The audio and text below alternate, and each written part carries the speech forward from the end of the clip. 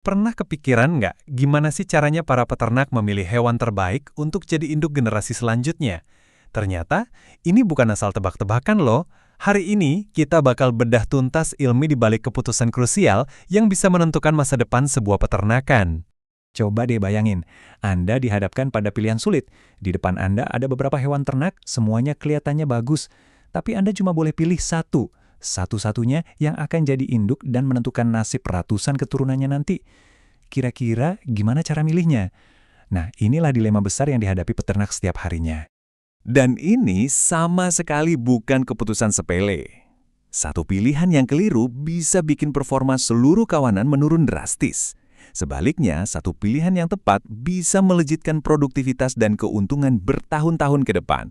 Taruhannya gede banget. Dan ini jauh lebih dalam dari sekedar penampilan fisik yang kelihatan dari luar. Nah, disinilah kita harus bergeser. Dari yang tadinya cuma mengandalkan intuisi atau feeling, sekarang kita beralih ke pendekatan yang ilmiah dan berbasis data. Kita nggak lagi cuma lihat hewannya, tapi kita coba buat mengintip potensi genetik sesungguhnya yang tersembunyi di dalam. Ini dia pertanyaan kuncinya. Cuma lihat dari penampilan luar aja jelas nggak cukup. Hewan yang kelihatannya paling besar dan paling kuat belum tentu loh bakal mewariskan sifat-sifat terbaiknya ke anak-anaknya. Kita butuh sebuah alat bantu, sebuah cara untuk memprediksi potensi genetik yang nggak kasat mata itu. Untungnya, sains modern punya jawabannya. Ada dua metrik kunci yang mengubah proses tebak-tebakan ini menjadi ilmu pasti yang bisa diukur. Dua metrik inilah yang jadi senjata rahasia para peternak modern. Mari kita bongkar satu persatu. Yang pertama adalah EBV, atau Estimated Breeding Value. Paling gampang, anggap aja ini sebagai resume genetik seekor hewan.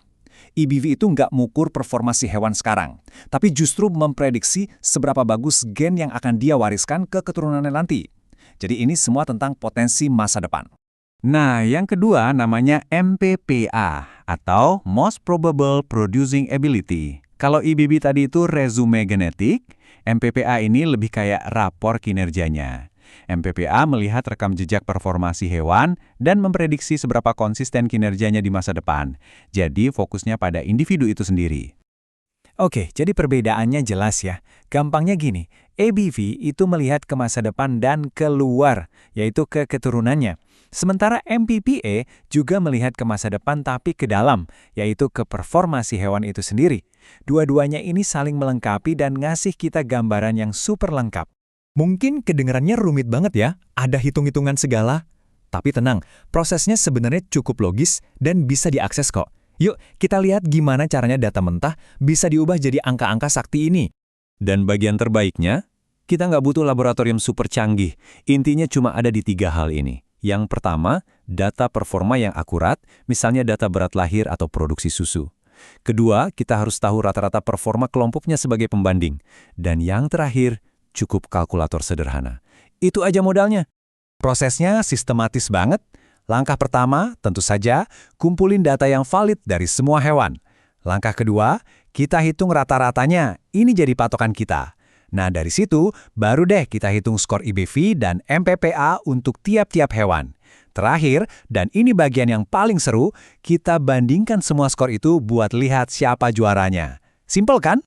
Oke, angkanya sudah di tangan. Sekarang, ayo kita lihat gimana angka-angka ini benar-benar dipakai di dunia nyata untuk mengambil keputusan final yang super penting itu. Lihat deh tabel contoh ini. Hewan dengan ID AN-003 langsung kelihatan menonjol. Skor ABV dan MPPA-nya paling tinggi. Artinya, dia bukan cuma produktif buat dirinya sendiri, tapi juga punya gen-gen terbaik untuk diwariskan. Udah jelas, dia yang terpilih jadi induk. Sebaliknya, lihat AN-002 dan AN-004. Skornya di bawah rata-rata 100. Jadi kemungkinan besar mereka akan disingkirkan dari program pemuliaan.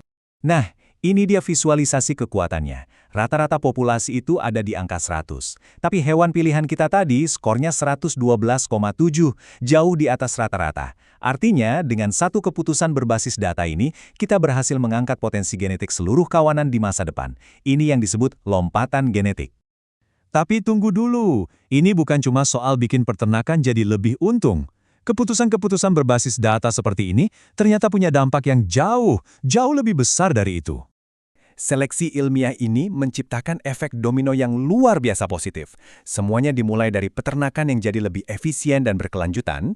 Ini kemudian menghasilkan populasi hewan yang lebih sehat dan lebih produktif. Ujung-ujungnya, makanan yang sampai ke piring kita jadi lebih berkualitas dan melimpah. Dan kalau kita lihat dari skala global, ini adalah salah satu pilar utama untuk membangun ketahanan pangan dunia. Jadi kita sudah beralih dari era tebak-tebakan ke era genetika presisi. Ini bikin kita jadi mikir ya, kalau sekarang aja kita sudah bisa membaca masa depan lewat DNA, kira-kira terobosan besar apa lagi ya yang akan mengubah cara kita memproduksi makanan di masa depan? Nah, ini pertanyaan menarik untuk kita renungkan bersama.